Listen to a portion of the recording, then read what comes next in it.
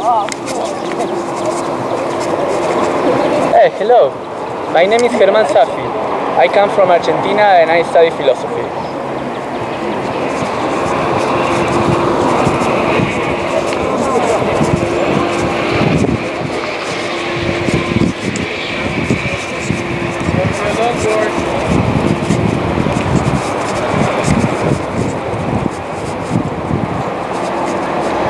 Hey, hello!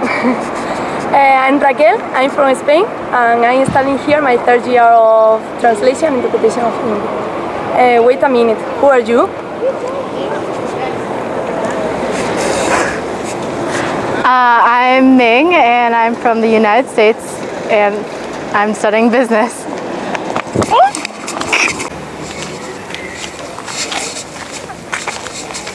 We are students in the KU Leuven, and we are taking the class Film and Literature.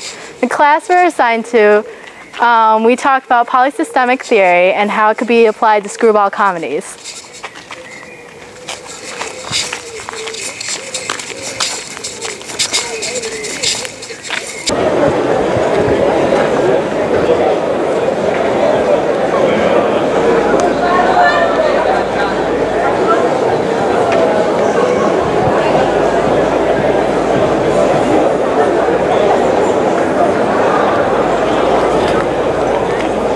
Polysystemic theory. The polysystemic theory of film is the approach to analyze films. The theory takes into account the multiple systems that are involved in creating a film. To make a film, these systems interconnect with one another. This is very visible in the making process of screwball comedy, comedic films, and then we will talk about that later. There are 5 elements.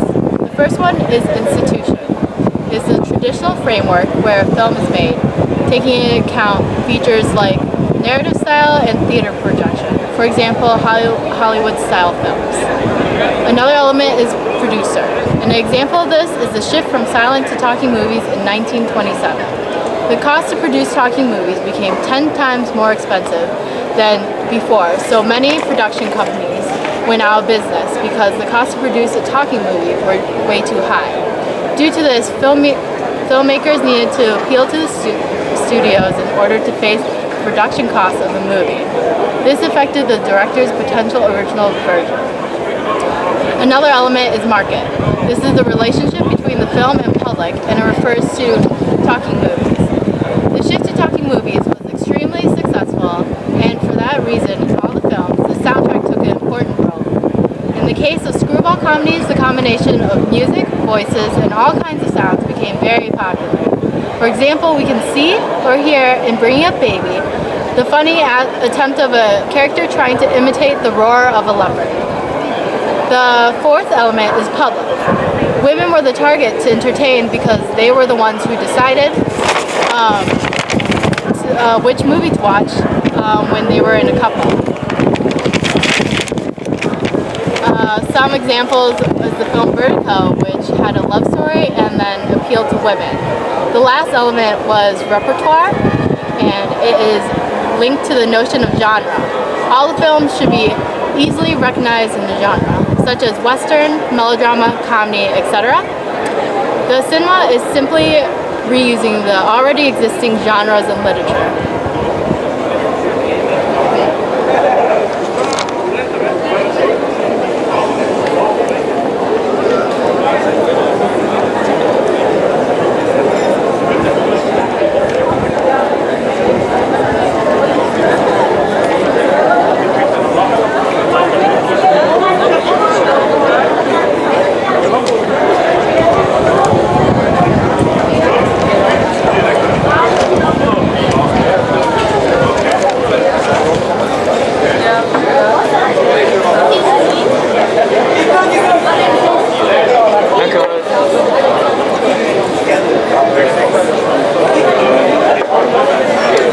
Screwball comedy began in 1930s with It Happened One Night by Frank Capra and continues until 1940.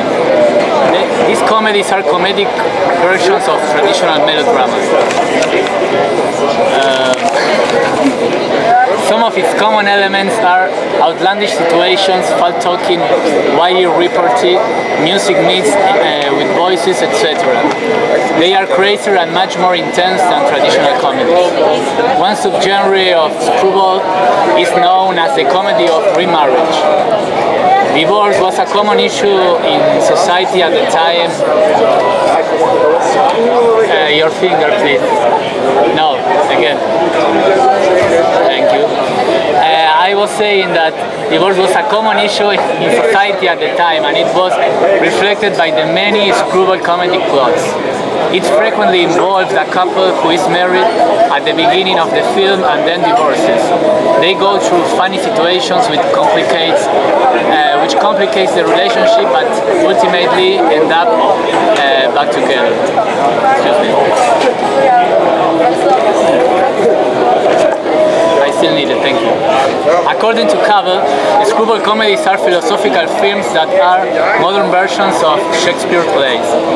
They are philosophical because they take us to real problems of life. So the traditional comedies are, in some way, are versus Shakespearean comedy. Traditional comedy usually involves a boy and girl who belong to different social levels, and the father of the girl, usually richer, is against the relationship because of their different social statuses. Shakespearean comedies are more democratic. There is an absence of children, father and societies in comparison to the traditional model. The couple has equal society level and they usually have money and pets. The only difference between the couple is intellectual and philosophical. Comedic situations come out when the boy and girl spend many days together. They try to separate, but it's not possible at the end.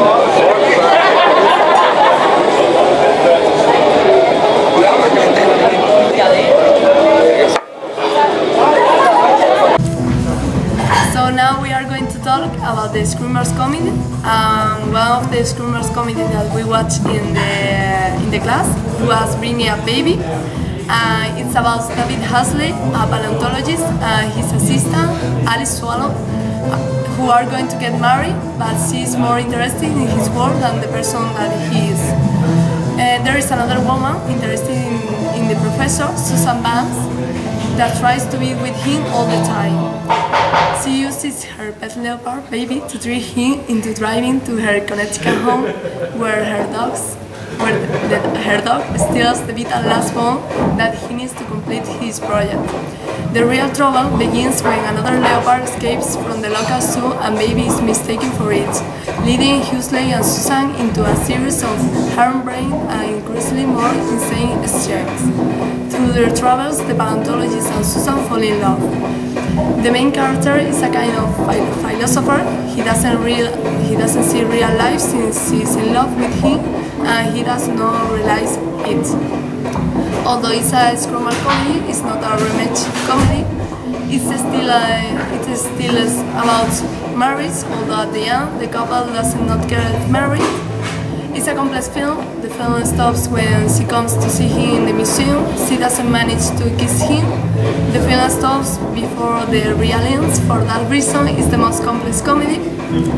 A modern Screwball comedy will be intolerable cruelty. And now we are going to talk about Cable, who is an American philosopher. He claims that the Screwball comedy provides as much understanding of the human condition as philosophy. That's because they are about everyday life. He even goes further when he states that philosophy should become less metaphysical and be more relatable to everyday life. And with this regard, it should be much closer to the Screwball comedy approach of life. This particular philosophy proposed by Cable is only possible in the USA due to the convergence of the commercial cinema and the peculiar philosophy of the kind of Emerson and Thoreau that takes place only there. So this was our summary of the class. See us next time. Same channel? Same time. I will cast the same week.